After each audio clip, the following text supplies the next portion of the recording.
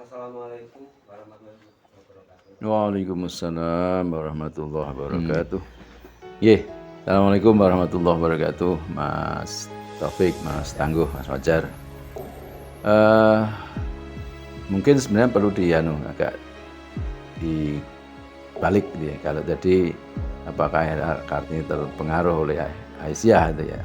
Nah, ini yang pas barangkali lebih apakah Aisyah ini ada dipengaruhi oleh pemikiran era Kartini mungkin ya itu. Karena kenapa saya matur demikian, kan lebih tua era Kartini daripada Aisyah. Sependek pengetahuan saya, era Kartini itu wafat di tahun 1904 dalam usia 25 tahun gitu ya. Sehingga kan kira-kira beliau itu dan terlahir di 1879 Masehi. Nah, sementara Aisyah itu dideklar atau disebut berdiri itu pada 19 Mei 1917. Jadi agak sedikit lebih tua era Kartini gitu ya.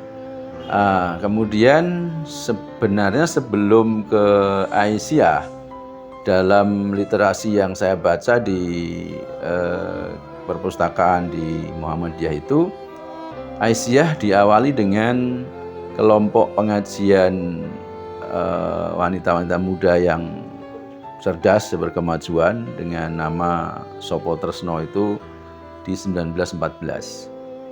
Nah, saya yakin tentu dengan bimbingan Kiai Haji Ahmad Dahlan, kemudian di 1917 itu kemudian dibentuklah organisasi otonom Muhammadiyah yang disebut dengan Aisyah. Nah, kalau kemudian apakah ada keterkaitan, sependek pengetahuan saya meyakini ada. Kenapa saya meyakini ada? Karena insya Allah sama-sama dipengaruhi oleh satu ulama besar saat itu adalah Kiai Haji Soleh Darat, yang beliau itu kan kiai besar ya, ulama besar yang kemudian pendiri Muhammadiyah maupun pendiri NU, Kiai Haji Ahmad Dahlan maupun Kiai Haji Hasyim Asy'ari kan jadi santri beliau. Nah, sementara Kiai Soleh Darat ini juga sebagai seorang ulama besar tentu banyak dibutuhkan oleh banyak pihak, ya, termasuk oleh para petinggi pemerintahan. Nah, salah satunya adalah di keluarga Raden Ajeng Kartini. Nah, sehingga Raden Ajeng Kartini juga ngaji kepada Kiai Soleh Darat. Dan konon ya, kalau benar apa yang saya terima, beliau ini memang cerdas ya. Era Kartini cerdas, bahkan mengusulkan agar ada tafsir Al-Quran berbahasa Jawa. Dan kemudian disembadani itu oleh Kiai Soleh Darat. Nah, maka kemudian kalau ada kemiripan gerak sekarang ini dengan Aisyah, ya saya kira wajar-wajar saja. Jadi beliau R.A. Kartini dikenal sebagai pejuang emansipasi wanita. Artinya kan untuk memajukan agar kedudukan wanita tidak diremehkan, kemudian ingin dikembalikan pada kodratnya. Saya yakin tetap meskipun emansipasi itu ya tetap pada kodratnya. Artinya berhak mendapatkan pendidikan. Allah kan tidak melarang wanita untuk berpendidikan tinggi. Juga kemudian punya hak mendapatkan jabatan-jabatan publik yang memang tidak akan mengganggu kodratnya sebagai ibu. Nah, sehingga kalau saya lihat di Aisyah ini kan juga begitu. Jadi Aisyah ini Mas Tangguh bisa lihat bahwa amal usaha Aisyah itu dominan di bidang pendidikan, karena memang disemangati dengan inspirasi untuk memajukan pendidikan khususnya kepada para kaum perempuan. Mesti kemudian tidak melakukan diskriminasi kan, pendidikan Aisyah juga boleh diikuti oleh laki-laki ya, misalnya mulai dari pendidikan PAUD ya, usia dini, ada kelompok bermain, ada taman kanak-kanak ya, sering disebut dengan Bustanul Atfal Aisyah itu. Kemudian ada SD, MI, sampai perguruan tinggi juga punya. Allahu Akbar. Memang ini saya menjadi ikut bahagia, ikut bangga dari bagian dari Muhammadiyah bahwa Aisyah menunjukkan eksistensinya yang luar biasa. Bahkan kemudian di era sekarang ini kan terakui oleh Perserikatan Bangsa-Bangsa. Kemarin di pelestarian lingkungan kan kita mendapatkan apresiasi sebagai organisasi wanita yang punya prestasi di bidang penyelamatan lingkungan. Ya kira-kira begitu. Saya tidak mendapatkan referensi seberapa waktu, tetapi kalau saya membayangkan ya, karena kami juga punya kakek canggah itu juga ulama yang ada kaitannya dengan raja di Solo itu memang raja-raja Mataram Islam itu memang sangat menghormati ulama, sehingga kemudian dekat pemikiran-pemikirannya. Kalau di Solo ini kan sudah dinyatakan dalam salah satu pupuh tembang itu kan, adeking kukum ing Surakarta ora bakal wal saka siji Quran, loro hadis, telu ijma, papat kias itu kan. Nah, kalau kita analogkan, saya kira bupati dan keluarga besar R. Kartini yang bangsawan, ya insya Allah pasti juga dekat dengan ulama, dan salah satunya dengan Kiai Soleh Darat. Insya Allah ya. Ini banyak hal yang saat ini memang seperti Jawa, bahasa Jawa tamu itu banyak sekali. Ya lumayan, dan itu memang saya juga sangat appreciate bahwa Allah itu kan menciptakan manusia ini bersuku-suku, berbangsa-bangsa, li ta'arufu, untuk saling mengenal. Nah, sehingga wajar kan konsekuensi logis diciptakan dalam bersuku-suku, berbangsa-bangsa, melahirkan budaya yang heterogen, termasuk dalam hal bahasa. Maka tidak mesti kemudian kita sebut Islam itu yang Arabis, ya enggak lah. Bahwa Al-Quran ya harus berbahasa Arab, sholat juga dengan bahasa iya, tetapi di dalam mengimplementir dari apa yang kita ucapkan di sholat itu, apa yang kita baca dalam mushaf Al-Quran itu, agar kemudian bisa difahami, tentu kemudian butuh bahasa-bahasa lokal, bahasa-bahasa tempat. Maka Muhammadiyah yang salah satu pelopor yang mengilhami khotbah Jumat dengan bahasa Melayu, dengan bahasa Jawa. Beberapa kelompok kan ada yang nggak mau itu untuk, tapi bagi pemahaman Islam di Muhammadiyah, di Aisyah, penting untuk khotbah Jumat disampaikan dengan bahasa yang dipahami oleh jamaahnya. Nah kalau nggak paham ya cuma rutinitas ritualis gitu kan. Nah ini yang ya jadi Aisyah dan juga era Kartini ya, Aisyah dalam hal Perserikatan ya, Siti Walidah sebagai salah satu pendirinya itu, saya yakin pasti sangat concern terhadap bahasa ibu.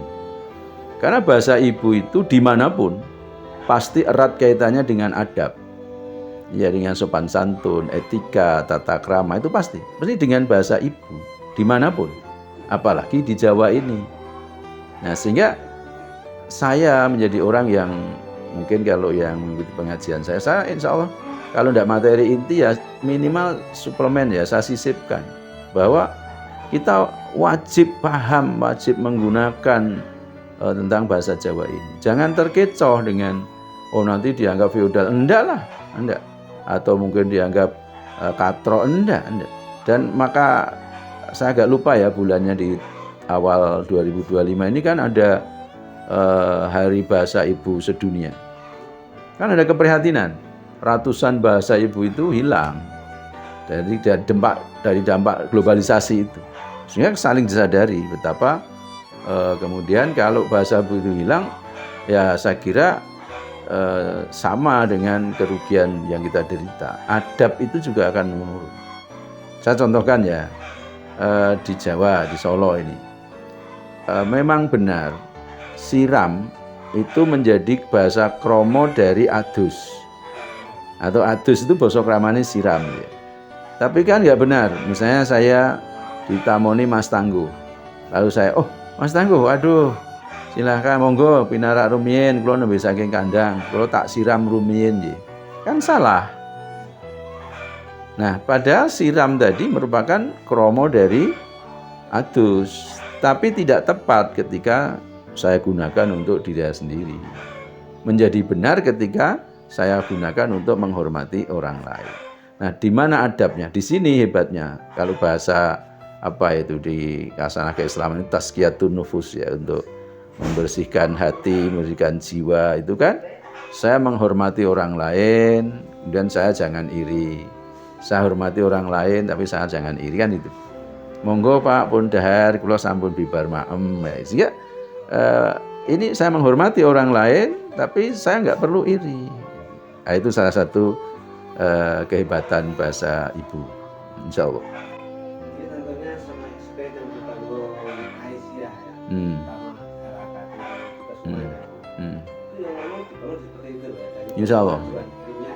Ya. Untuk melahirkan generasi-generasi. Meskipun gini, ada juga sementara pihak yang mengklaim bahwa RA Kartini ini anti feodalis, sehingga kemudian katanya sekarang ada gerakan istri itu nggak perlu boso dengan suami. Nah, dianggap tidak setara gitu ya kan. Berarti kalau harus menghormati, harus boso kan, ini kemudian di dalam terkooptasi gitu ya. Enggak, jangan begitu. Ada, karena saya pernah menyampaikan ibu-ibu monggo boso kalian bapak sebagai suami. Ada yang setelah selesai, Tat, ini Pak, nggak sesuai dengan emansipasi wanita. Perjuangan Kartini itu mensamakan gender. Jadi ya nggak usah boso lah istri pada suami. Nah, saya sampaikan, Anda berpendapat begitu boleh. Tapi Anda harus melihat potret RA Kartini secara utuh loh. Anda bisa kualat nanti saya bilang gitu ya.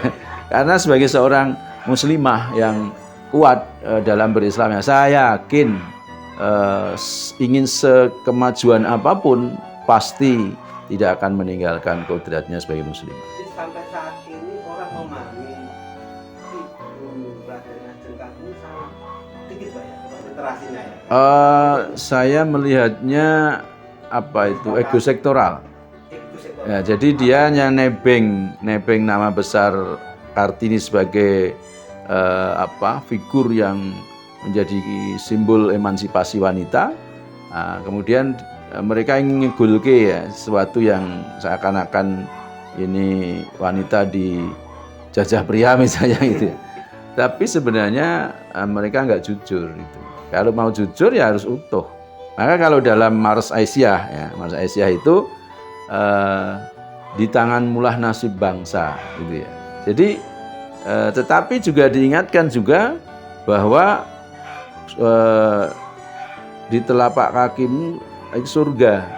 Nah, jadi harus ada korelasi itu, bahwa harus mencerdaskan anak bangsa, tapi si anak bangsa tadi harus dipahamkan bahwa surga itu di bawah telapak kaki ibu.